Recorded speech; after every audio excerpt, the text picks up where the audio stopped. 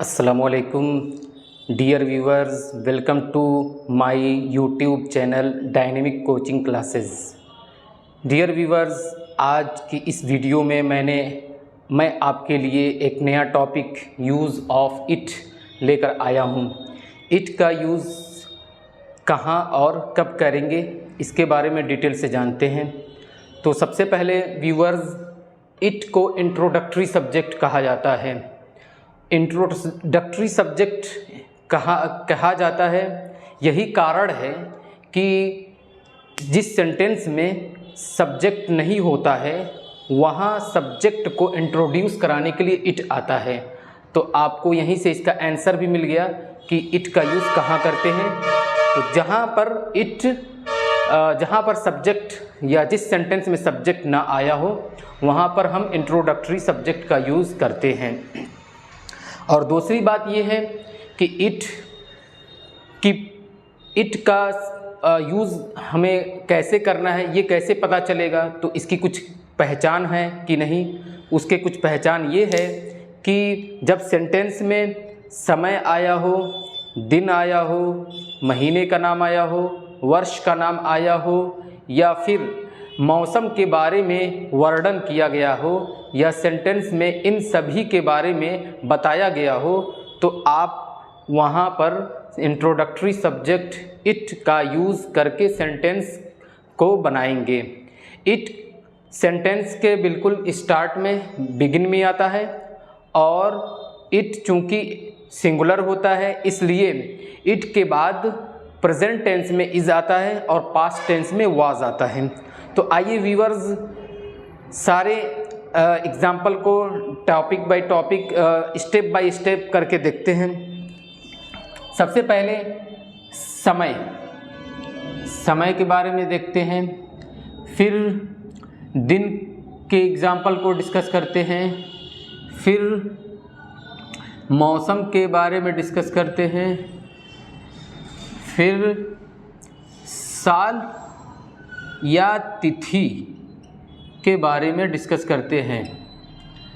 तो समय, दो तरह से समय आप मान सकते हैं। जैसे एक जो दिन के अलग अलग ड्यूरेशन होते हैं उन्हें भी समय में हम काउंट कर सकते हैं, और जो टाइम, जो घड़ी की जो टाइम होती है उसे भी हम समय मान सकते हैं।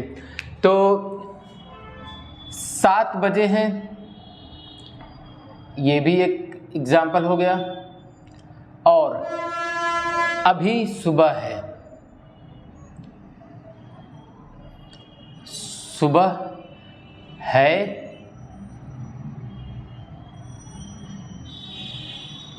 और सुबह का समय है। ये सारे सेंटेंसेस समय से रिलेटेड हैं। इसी तरह दिन से रिलेटेड सेंटेंसेस सोमवार हैं, या सोमवार था और सोमवार दिन था।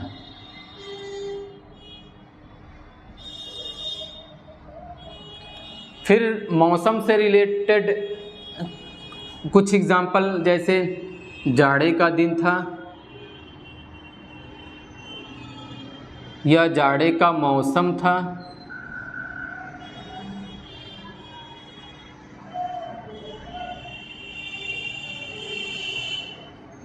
ये हुआ। ऐसे ही तिथि सन 1947 है, 1947 था, और सन 1947 सन 2022 है। तो व्यूअर, चलिए बारी बारी से सारे सेंटेंसेस को बनाते हैं।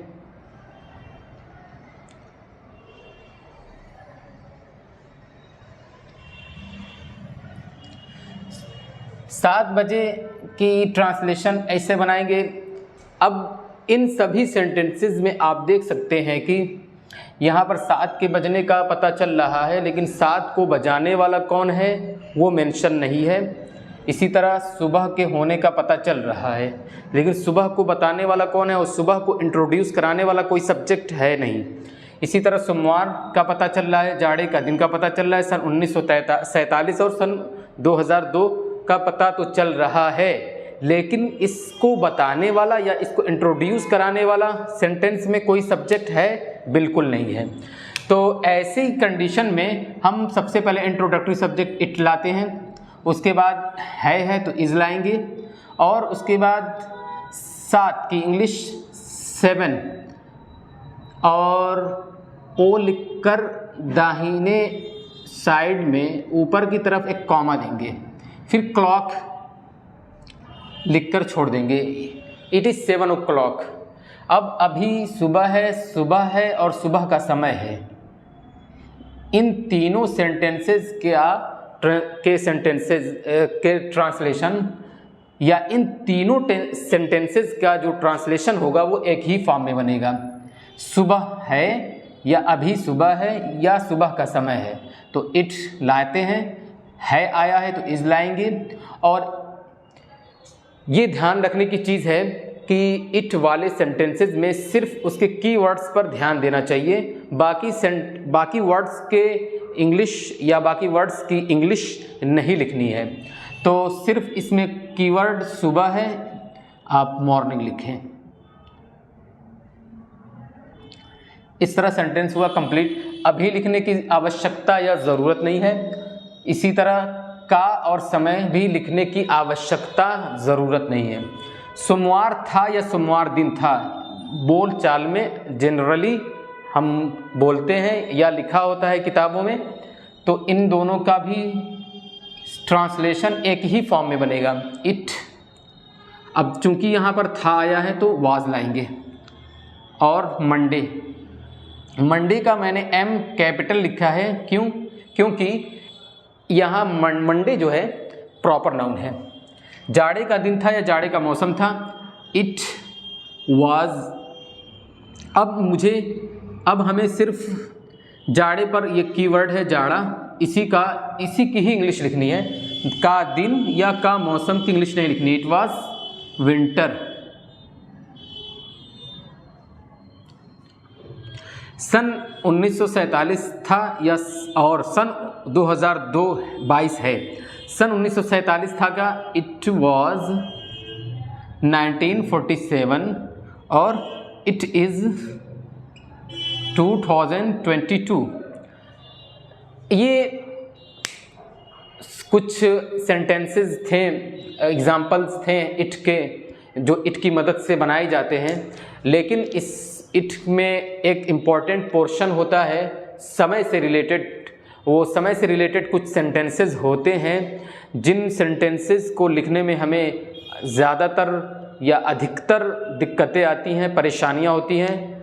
तो उस टाइम से रिलेटेड सेंटेंसेस को मैं यहाँ पर डिटेल से डिस्कस करूँगा।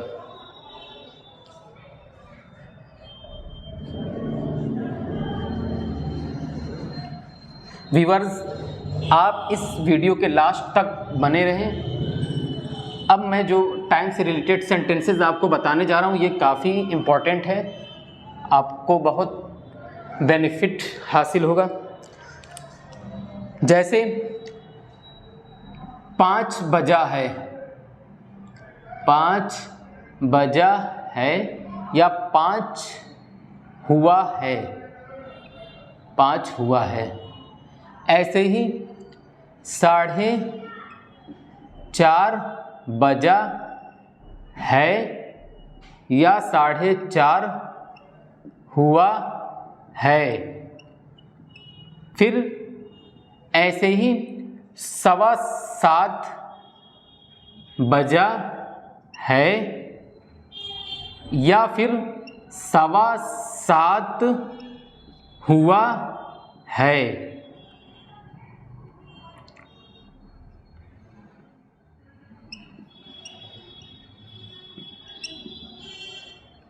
फिर इधर पौने, ठीक है, इसके नीचे लिखता हूँ मैं 4:45, 7:15 ही लिखता हूँ, 7:15 हुआ है या फिर 7:15 बजा है। इसके अलावा भी कुछ और टाइम से रिलेटेड सेंटेंसेस हैं जिसे देखना ज़रूरी है, जैसे कि 5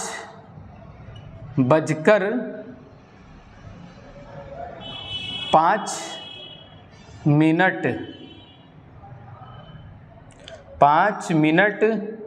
हुआ है, या दूसरा 5:03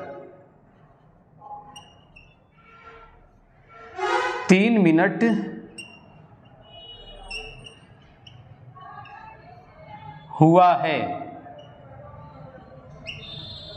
ऐसे ही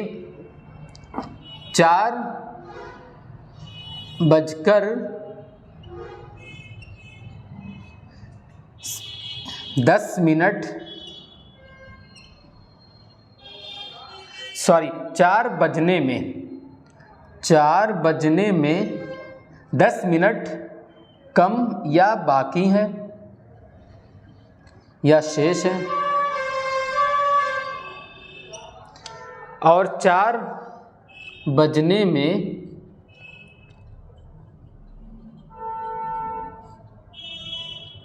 8 मिनट कम है। आइए व्यूअर्स, सारे सेंटेंसेस के ट्रांसलेशन को स्टेप बाय स्टेप डिस्कस करते हैं और बनाते चलते हैं कि इन सेंटेंसेस की ट्रांसलेशन हम सिंपली साधारण तौर पर कैसे बना ले जाएंगे कि हमें कोई दिक्कत ना हो, कोई प्रॉब्लम ना हो। आम तौर पर या जनरली हमें इस तरह के सेंटेंसेस बनाने में प्रॉब्लम होती है। तो आइए मैं बताता हूँ आपको आसानी से सिंपली कैसे उसके ट्रांसलेशन किए जाएंगे। 5 बजा है या 5 हुआ है, ये दोनों एक ही है। बोल चाल में इसे ऐसा बोला जाता है, लेकिन दोनों का ट्रांसलेशन एक ही फॉर्म में होगा। जैसे 5 बजा है या 5 हुआ है, आप जस्ट इसके स्टार्टिंग इट से करोगे, है लास्ट में है तो इज लाओगे, और चूंकि जब पूरा घंटा बजा होता है तो 5 घंटे की स्पेलिंग लिखने के बाद 5 के बाद ओ लिखकर ऊपर की तरफ कॉमा देंगे और क्लॉक लिखेंगे जब पूरा घंटा बजा हो। अब इन दोनों सेंटेंसेस का ट्रांसलेशन इट इज़ 5 o'clock हुआ। 4:30 बजा है या 4:30 हुआ है, चूंकि यहाँ पर 4:30 का मतलब आधा घंटा गुजर चुका है, मतलब 4 पूरा बज जाने के बाद आधा घंटा और अधिक हुआ है। तो 4:30 बजा है या 4:30 हुआ है तो आधा घंटा हो गया है ज़्यादा।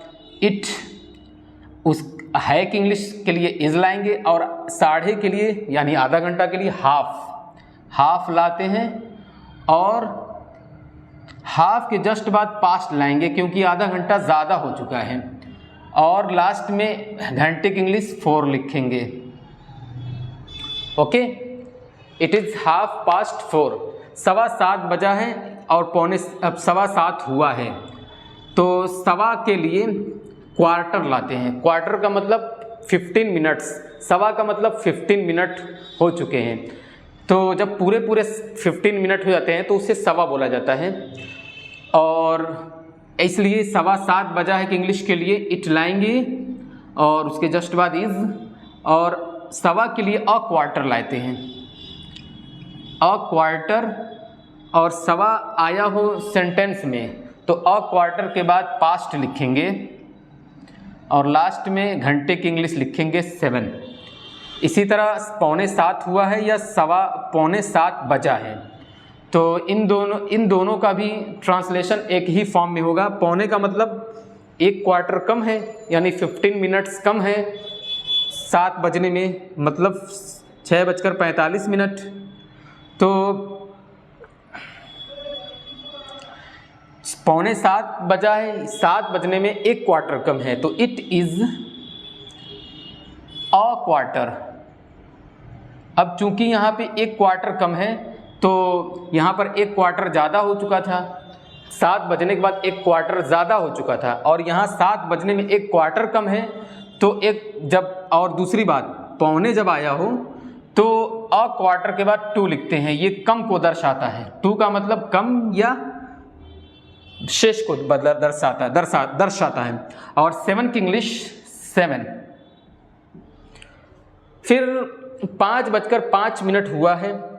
तो व्यूअर्स, जब इस तरह से सेंटेंसेस आएँ तो 5:05, उसमें मिनट्स की इंग्लिश पहले लिखते हैं और घंटे की इंग्लिश बाद में लिखते हैं। तो इट से स्टार्ट करेंगे, फिर इस हाई की इंग्लिश इज लिखेंगे। 5 मिनट की इंग्लिश 5 मिनट्स, 5 मिनट्स। और बजकर आया है, यानी कि 5 पूरा बज जाने के बाद 5 मिनट ज़्यादा हुआ है, तो बजकर के लिए पास्ट। और 5 ये घंटा दर्शा रहा है। मैंने क्या कहा था, मिनट की इंग्लिश पहले और घंटे की इंग्लिश बाद में। तो 5। व्यूअर्स, एक यहाँ पर इम्पॉर्टेंट बात मैं आपको बता दूँ कि जब मिनट्स 5 का मल्टीपल हो, यानी 5 का गुणज हो, यानी 5 हो, 10 हो, 20 हो, 25 हो, 35 हो, 40 हो, तो मिनट्स की इंग्लिश नहीं लिखना है। बगैर मिनट्स की इंग्लिश लिखे भी आप इसको लिख सकते हैं, यानी इट इज़ 5 past 5 भी सही है, और इट इज़ 5 minutes past 5 भी अगर कोई लिखता है तो सही होगा, उसे गलत नहीं कहा जाएगा। 5:03 हुआ है। तो व्यूअर्स, 5:03 हुआ है, इसकी इंग्लिश कैसे बनाएंगे? यानी यहाँ पे 3 मिनट कम हुआ है 5 बजने में। 5 बजने में अभी 3 मिनट 5:03 हो चुका है। तो 5:03 हो चुकने के लिए व्यूअर्स, हम सबसे पहले इट का यूज़ करेंगे, उसके बाद इज लाएंगे, मिनट्स की स्पेलिंग लिखेंगे 3 मिनट्स,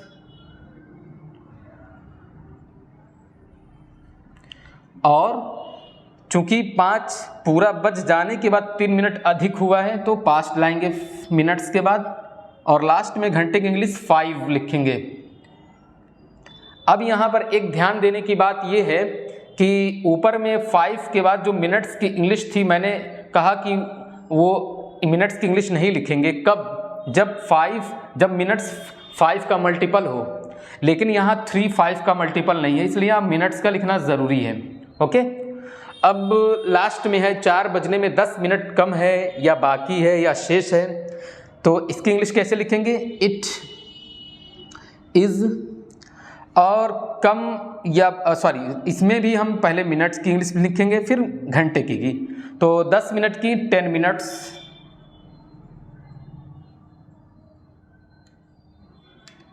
10 मिनट्स। और कम आया हो सेंटेंस में, बाकी आया हो या शेष आया हो, तो उसके लिए हम 2 लिखते हैं मिनट्स के बाद, जो कम को इंडिकेट करता है। और लास्ट में घंटे की इंग्लिश 4। अब यहाँ भी व्यूअर्स ध्यान देने की बात है कि 10 मिनट्स, जो मिनट्स की इंग्लिश है उसे आप नहीं भी लिखेंगे तो सही है, करेक्ट है आपका सेंटेंस, यानी इट इज़ 10 to 4। और अगर लिखते हैं 10 minutes to 4 तो भी सही है। लास्ट में 4 बजने में 8 मिनट कम है, तो इसकी इंग्लिश इट इज़, 8 मिनट की इंग्लिश पहले लिखेंगे 8 मिनट्स,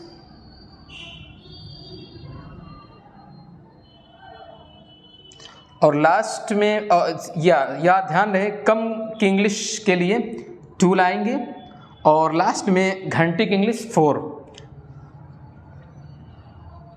तो इट इज़ 8 minutes to 4। अब चूंकि 8 जो है वो 5 का मल्टीपल नहीं है, इसलिए इसके जस्ट बाद मिनट्स